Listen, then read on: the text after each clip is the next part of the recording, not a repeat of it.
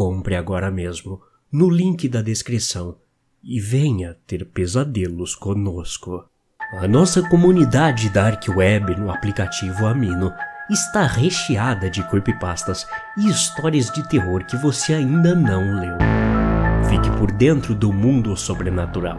Desafie os membros com quizzes, converse, faça enquetes e entre no fã-clube aqui do canal para receber as creepypastas curtas mais macabras todos os dias no seu celular. Estou te esperando lá agora. Link na descrição e comentário fixado.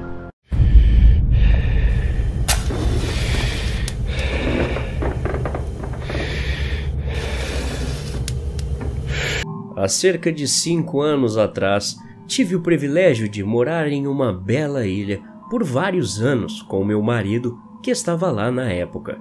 Além de eu ter ficado feliz por passar vários anos debaixo das mais lindas palmeiras, céu ensolarado e praias azul turquesa, também tinha laços pessoais e familiares com a ilha.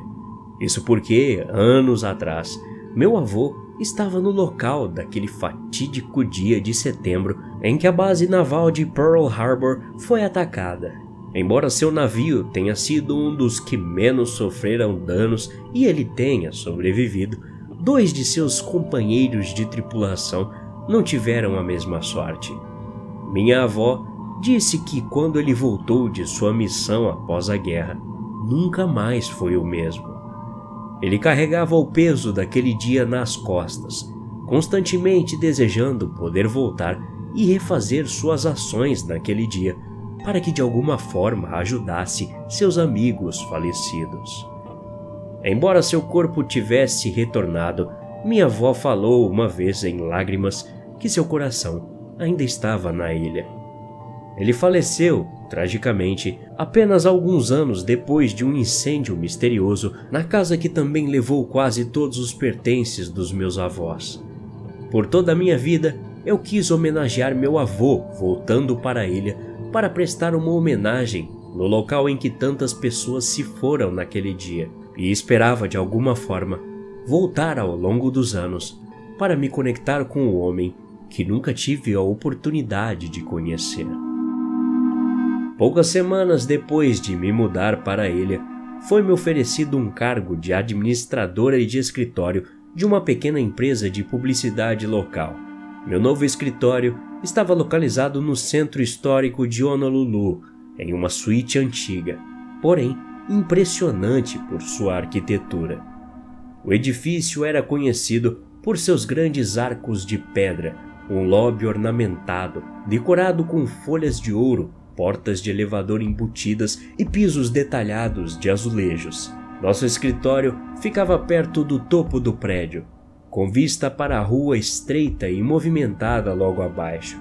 O espaço estava cheio de vários pequenos escritórios ligados por uma pequena área de recepção, com meu pequeno escritório localizado à esquerda e uma sala de conferência à direita.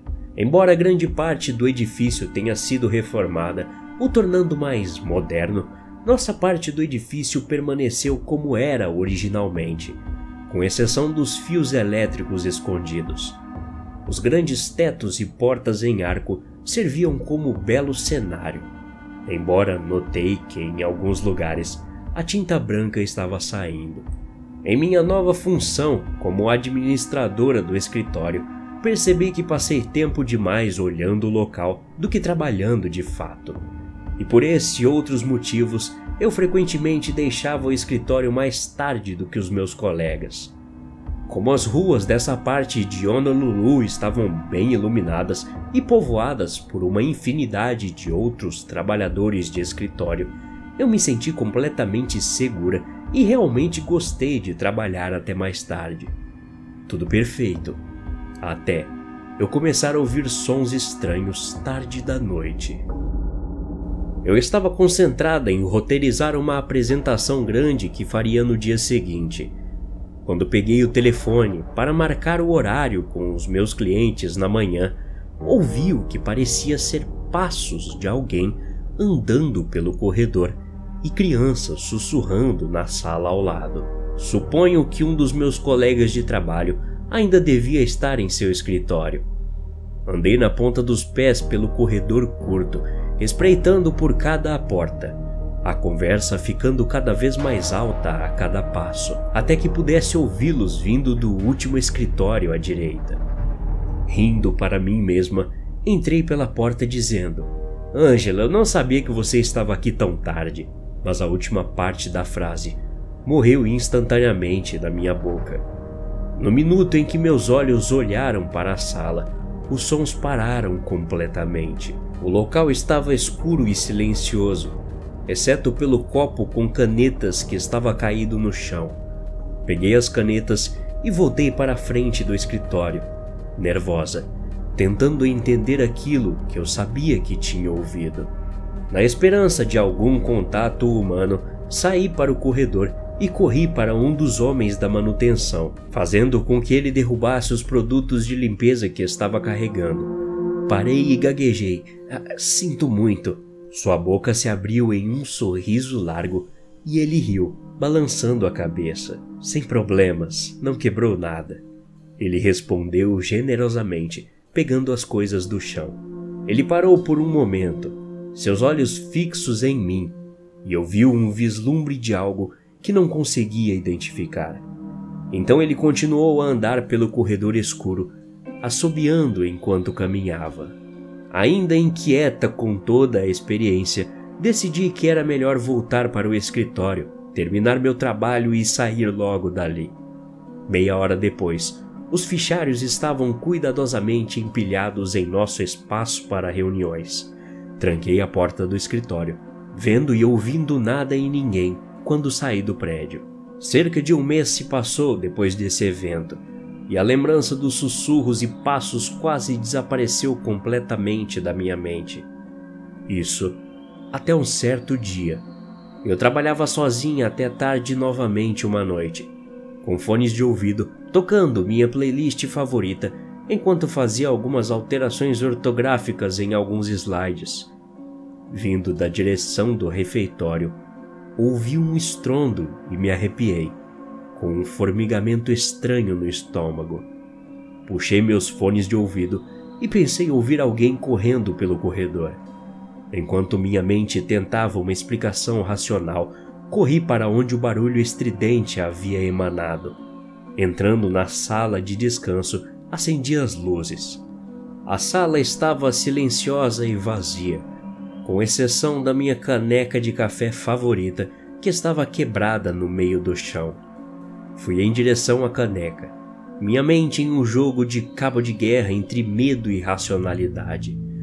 Eu tinha certeza que havia lavado e colocado na prateleira apenas uma hora antes, mas talvez eu tivesse deixado na beira do balcão, onde a vibração dos carros nas ruas acabou fazendo com que ela caísse da bancada.